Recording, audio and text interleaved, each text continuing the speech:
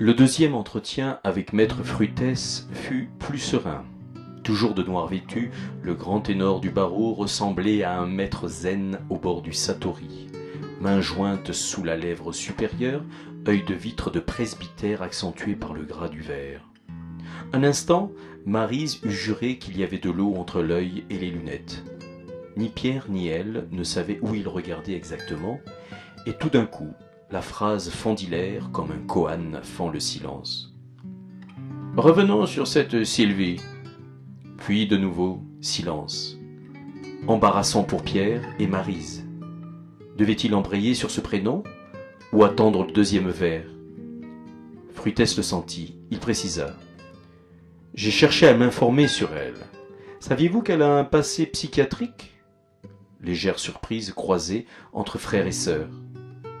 Oui, vous savez, on trouve toujours un ami docteur, plus ou moins à cheval sur le secret médical dans notre milieu, moyennant retour d'ascenseur, bien sûr. Pause de Fruittès, essayant de jauger l'effet provoqué par l'information sur ses clients.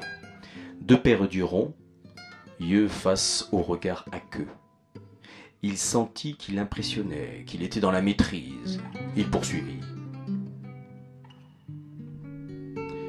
Mon amie révèle qu'elle a été en traitement sous anxiolytique et antidépresseur assez fort il y a environ 3 ans de cela, pour une grosse dépression un peu délirante. Le traitement a duré 9 mois. A cessé progressivement, puis il y a eu rechute relativement sérieuse, puisqu'il y a eu nécessité de l'interner en institut psychiatrique pour environ 4 mois. Pause de Fruittès. Sa tête reste en un plan incliné, les yeux tâchant d'évaluer la latence des clients. Elle est longue, interminable. Pierre finit par y mettre un terme. Et alors, quel rapport avec notre affaire ? Quel rapport ? Eh bien, disons qu'il faudrait en savoir plus sur son hospitalisation. Oui, je lis votre interrogation et la comprends. J'en viens au fait.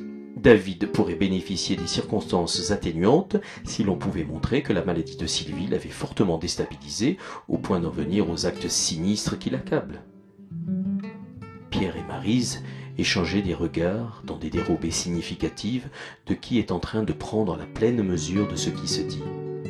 Leur combustion mentale respective commençait déjà à immoler Sylvie sur l'autel de Notre-Dame qui calcule et qui sauve David. Non, nous ne savions pas. Nous sommes étonnés par ce que vous nous révélez, vraiment très surpris. Bon, c'est vrai qu'elle est très portée sur le sexe, ce qui ne joue pas en sa faveur forcément, mais tout de même, elle me semblait relativement équilibrée. Pierre Levasseur semblait-il croire en son discours ? Maryse, respiration courte, bouche bée, regard oblique, intense à destination de Pierre. Fruittès ne pipait mot. Il attendait, comme un chasseur qui sait que le renard n'a plus qu'un seul trou pour sortir. L'intuition, l'expérience, peut-être un fin mélange des deux qui caractérise le limier, maître Fruittès. Maintenant que vous le dites, poursuivit Pierre, elle a tout de même quelques aspects bizarres. Elle a bien plusieurs piercings, c'est comme ça qu'on dit, je crois, à divers endroits du corps, et Maryse, diable de sa boîte. Autant appeler un chat, hein? Autant le dire tout de suite, c'est mon fils qui me l'a confié. Elle porte un anneau au vagin. Avouez que pour une femme équilibrée, on peut faire mieux, non? L'avocat sentait poindre le nez du renard. Oui, c'est vrai, il faut bien reconnaître que... Pierre ne finit pas sa phrase. Tout semblait avoir été dit. Silence. Fruittès tenta de précipiter les choses. D'accord, mais enfin, de nos jours, les piercings sont chose courante, non? Même à l'endroit que vous désignez. Oui, mais elle a des tatouages aussi, décocha aussitôt Maryse. Il vous a déjà précisé ce qu'il représentait? Ah oui, ça oui. David finissait toujours par tout me confier. C'est curieux d'ailleurs. Les choses intimes de cet ordre, c'est plutôt un père qu'on les dit. Mais bon, il faut bien dire que pour ce qui est du père, David n'a pas eu beaucoup de chance. Le renard s'égarait, replongé dans son trou. Fruittès s'impatientait lentement. Revenons à ces tatouages. Savez-vous ce qu'ils représentaient exactement? Lequel? Celui que vous voulez. Il y en a peut-être un qui est plus parlant que les autres. D'après ce qu'il m'a dit, je ne sais pas vraiment, je crois.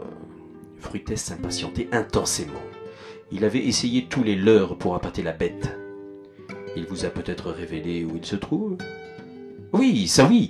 L'oiseau est juste entre les omoplates. L'oiseau? Oui, un oiseau.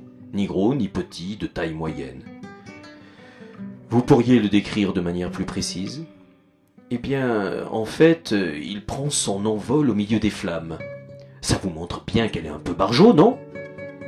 Elle envoya un sourire dont le coin était plein de malice. Au milieu de flammes? Fruites, pensif. Et les autres? L'autre maître, l'autre c'est un iguane. Un iguane? Oui, je sais que c'est comme ça que ça s'appelle. Elle a ça sur la fesse gauche. Un iguane, vous êtes sûr? Ah oui, j'en suis sûr, parce qu'un iguane, elle en a un. Elle en a un? Oui, elle en a un. Certains ont un chat, un chien, un canari. Elle a un iguane.